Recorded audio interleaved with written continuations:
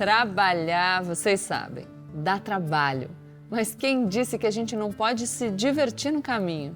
Com estratégia, perseverança, dedicação e um bom equilíbrio, toda a trajetória pode ser mais agradável e produtiva. E claro, diversa, porque você não é o seu trabalho, ele é, ou deveria ser, apenas uma parte da sua vida. Pesquisas indicam que 55% dos brasileiros têm como prioridade crescer no trabalho. Até os meus 27 anos, né, que foi o momento que eu fui lá fazer o curso de meditação, que eu fiquei 10 dias em silêncio, e aí eu comecei a me lembrar de coisas da minha infância que nem eu me lembrava na minha vida. E aí teve uma memória muito marcante para mim nesse curso, que foi o dia que eu cheguei em casa. Meu pai tinha uma fazenda e a gente estava passando por uma crise financeira muito grande. Era uma fazenda, uma fazendinha pequenininha, que ele tinha os boizinhos dele. Ele sempre falava assim, a coisa que me dá mais felicidade na vida é ver o meu boi comendo. E ele teve que vender a fazenda dele. E eu me lembro que eu cheguei em casa do colégio e ele estava meio choroso, desenhando a próxima fazenda que ele ia construir no dia que ele conseguisse ter dinheiro para comprar outra terra. E eu me lembrei isso durante o meu curso. Eu entrei no banheiro, comecei a chorar muito. E eu me lembrei que eu fiz assim, eu preciso ter uma profissão que me dê dinheiro para eu poder comprar a fazenda do meu pai. Eu tinha 9 anos de idade. Então foi muito forte isso para mim. Eu acordei no dia do curso lá chorando muito, porque tive essa lembrança. E no banheiro eu tava assim, ó, eu vou ser médica. Porque na época, ou você era médico, ou você era advogado, era aquelas coisas, né? Ou engenheiro, tinha esse negócio, assim. Então isso foi realmente uma coisa que eu inventei na minha cabeça, né? Que poderia ter sido, eu poderia ter encrencado com ser advogada ou qualquer outra coisa, mas que na verdade não tinha nada a ver comigo. E aí é o momento que eu entendo que eu voltei para a minha estrada que eu deveria ter percorrido desde sempre. É claro que a gente precisa buscar aquilo que a gente ama, o que está dentro da gente, o que a gente deseja fazer. Mas eu percebo que existe um discurso de você precisa sempre ter um propósito, amar o seu trabalho, ame o que você faz e você nunca trabalhará, que não é completamente verdadeiro. Porque por mais que você seja completamente apaixonado por aquilo que você faz, você não vai amar o seu trabalho todo dia. Eu adoro o que eu faço e eu não amo o meu trabalho todo dia. Tem coisas que eu detesto fazer, mas são parte do processo. Você está comigo, Rachel? Assim, a gente tem que gostar. Claro, tem que nos satisfazer. Mas não é gostoso em todos os momentos, né? Tá correto, tá correto. Até mesmo porque nós somos humanos, né? Então a gente parte do princípio das nossas debilidades, às vezes, estarem afloradas, né? Então a gente tem que aceitar. Quanto ao propósito, eu acredito que nós precisamos ter propósito de vida. Caso contrário, a gente fica solto. Né? Então, e quando a gente fica solto, nosso pé, a gente perde um pouquinho da estabilidade.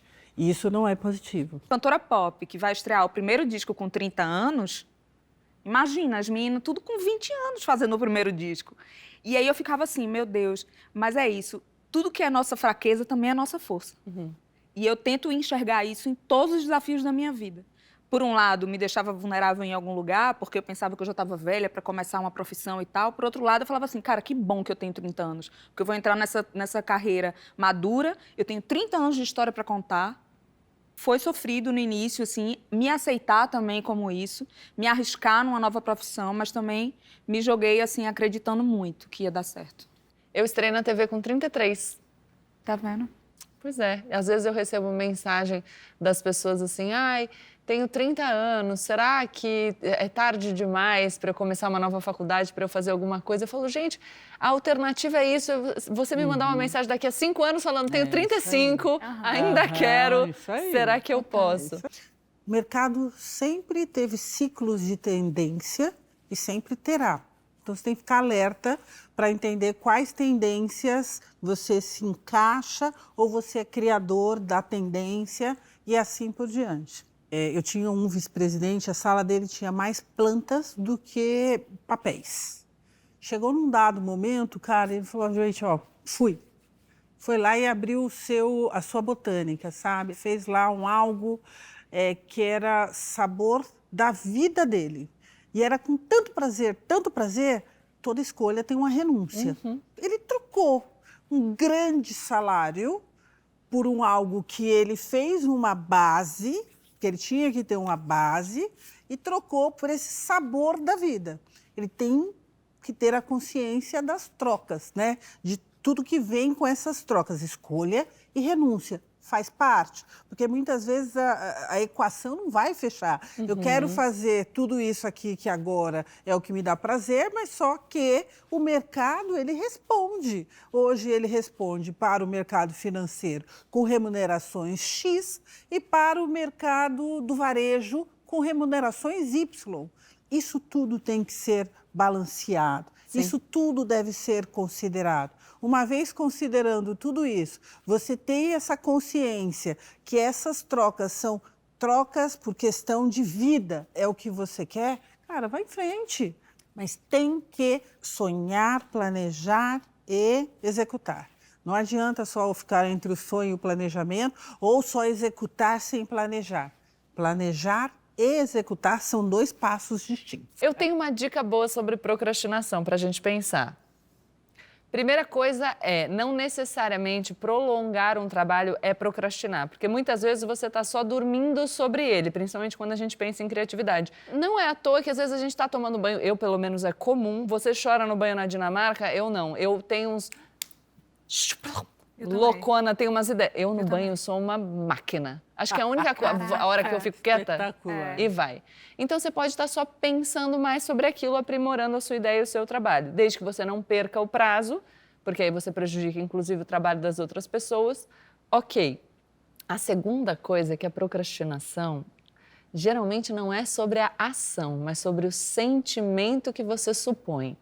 Então, por exemplo, não quero entregar um trabalho porque faço uma suposição de julgamento, uma vez fui julgado, aquilo fez eu me sentir mal. Então, você está evitando um sentimento que você imagina que vai acontecer.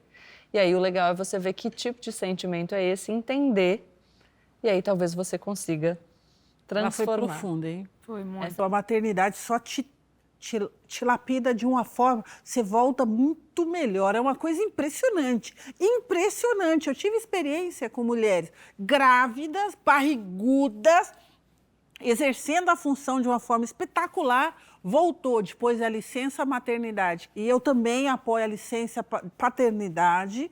E aí a coisa depois vem de uma forma que você fala assim, cara, eu acho que eu contratei outra pessoa. Você entende? Então, o olhar tem que ser diferenciado. E aí também a contrapartida deve ser verdadeira. Ela sabe que ela é mãe, mas ela tem que continuar nas entregas. Ela sabe que ela é mãe, algumas adequações, por exemplo, é fantástico as empresas que fazem berçário no contraturno. Mas só que nós temos um Brasil que, realisticamente falando, é de pequenas e médias empresas. Então, pequenas e médias empresas não conseguem fazer berçário.